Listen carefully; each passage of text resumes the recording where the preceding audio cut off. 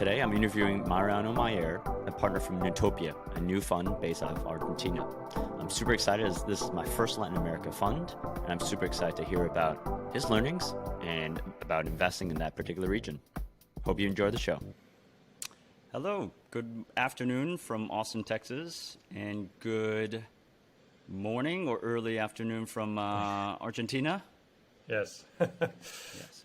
Today, I'm super excited to have Mariano Mayer from Newtopia. He is actually our first Latin American VC guest. So this is going to be incredibly exciting and interesting to learn about, I think, VCs and fund managers in that part of the world. So before we get started, Mariano, I'd love to kind of get a 30-second background about you. Okay. It's a pleasure to talk with you. I am a lawyer, or I used to be a lawyer. I worked for almost 15 years as a partner in a law firm that we started, mainly working with entrepreneurs and funds. I was dedicated to that, digital economy, intellectual property, and working a lot with them, and also working in developing the ecosystem, which was being created in Argentina. Then I joined public service. They offered me. I was in charge of the public policy first in Buenos Aires City. I was the director for that. And then when Mauricio Macri won the national election, he appointed me as Secretary of State for small businesses and entrepreneurship and knowledge economy. So I was in charge for 4 years. And when I finished the mandate, I started a consultancy firm on corporate venturing and open innovation, which is still working. But after a year of that, I started another project, which is Newtopia, this venture capital fund. Yeah, and tell us about Newtopia and some of the fund and the investments that you make out of Newtopia. Okay, well, Newtopia, it's a sort of new fund. We are 1 year and a half only.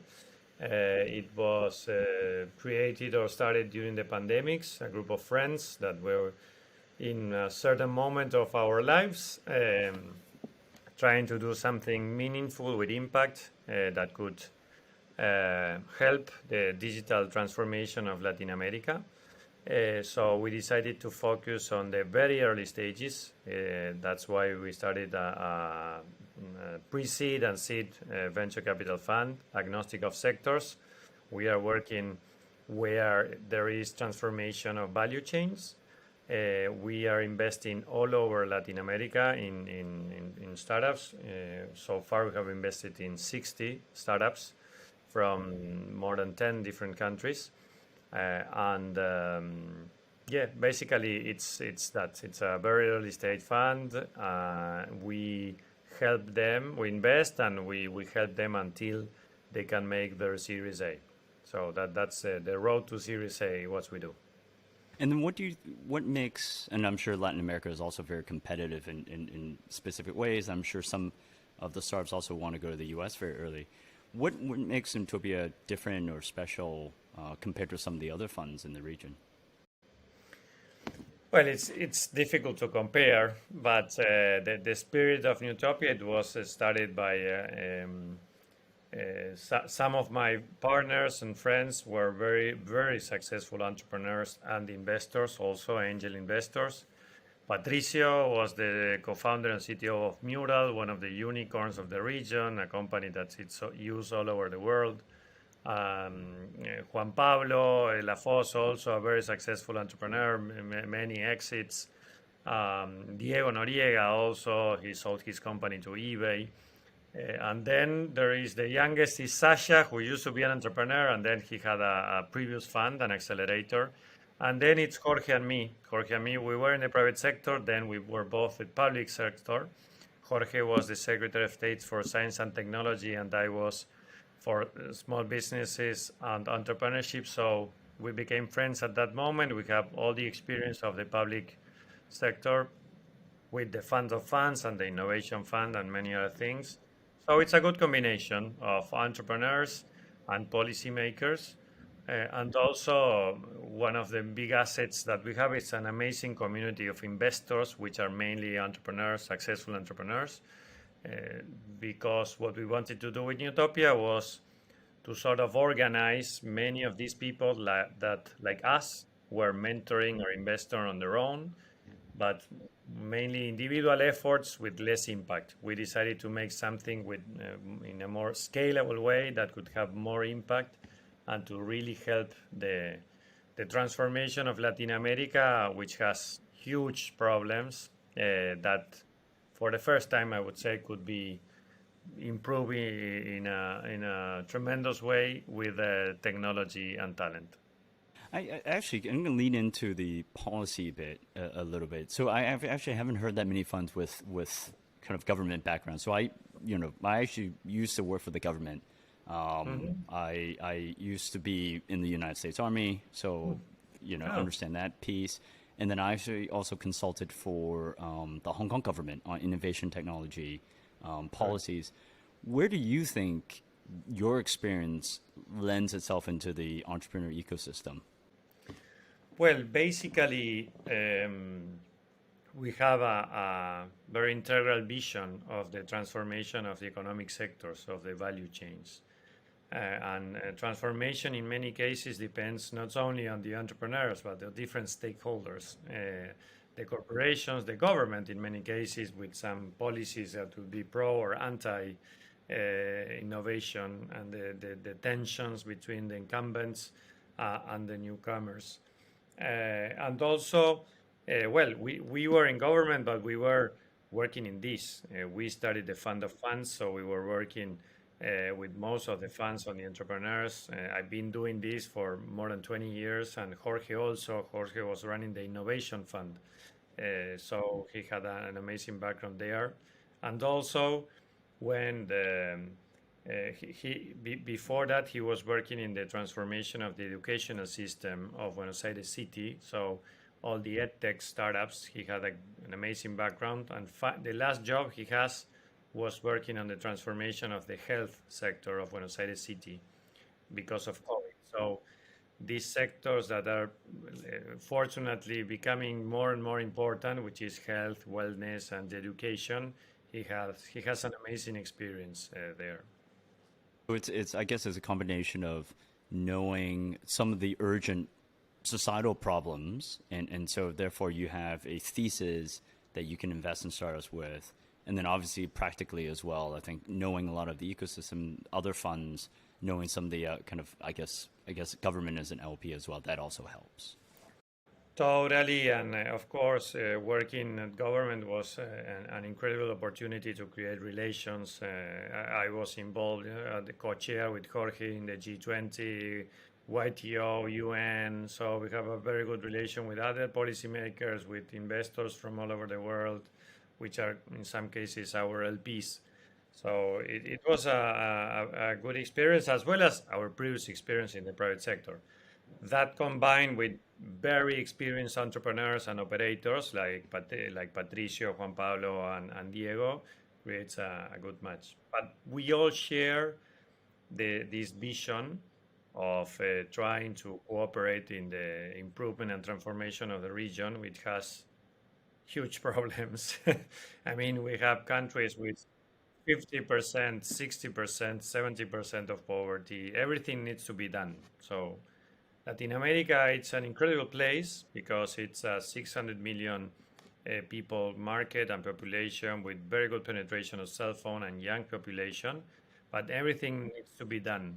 Mobility, education, financial inclusion, health. So all of that, which was mainly obstacles, are now seen by entrepreneurs finally as big opportunities. And probably not only because of the maturity of the ecosystem, but also because of the pandemic, which basically they were like forced pilot proofs of transformation of sectors, which sort of broke all the prejudice that the private sector has of could we do it or not? Are we going to be able to transform or to change? What about adoption? Well, that happened, and now the private sector is sort of very courageous and with a lot of audacity and without fear, they are trying to face and to step forward in trying to change the thing. So there is a giant wave of entrepreneurs trying to solve things, which is amazing. That's interesting. So COVID forced people to think about the problems right in front of them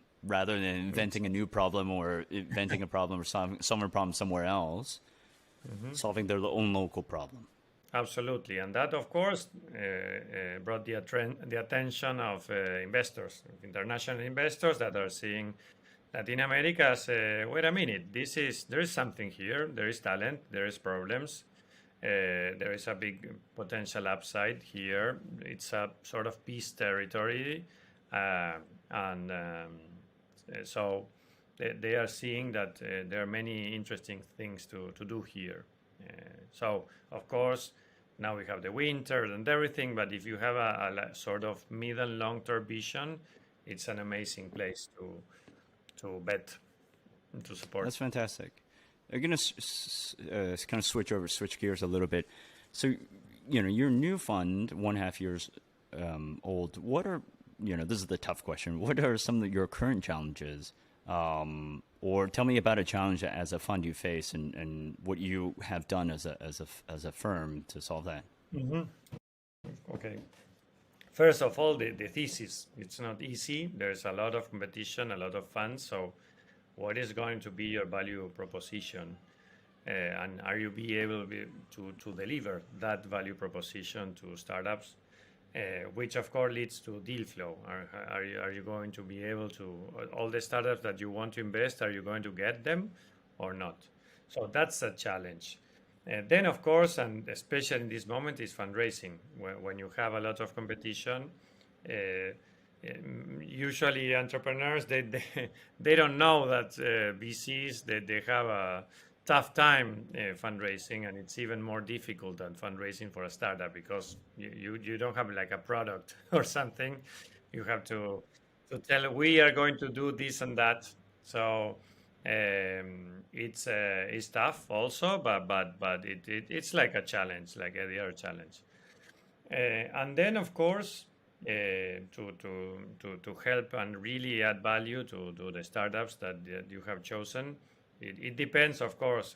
A fund like us that we invest in very early stages, they need a lot of help, and to do that, you need to be to be able to deliver that assistance and help to many startups. You need to be to have very good processes, to use technology, and to also to have other hands. And for that, for us, that was so important to create a very good community of advisors and mentors, which are our investors, for us to help us with that. And these times, the challenges is once you have invested, you have a responsibility with the startup. So you need to deliver, especially in these challenging times because of the sort of winter. So that is going to be a challenge, a special challenge for this year. We'll see, but we think it's very healthy what is happening for both for startups and for VCs. So that's one of the challenges. Now and then to have a good process, internal processes, because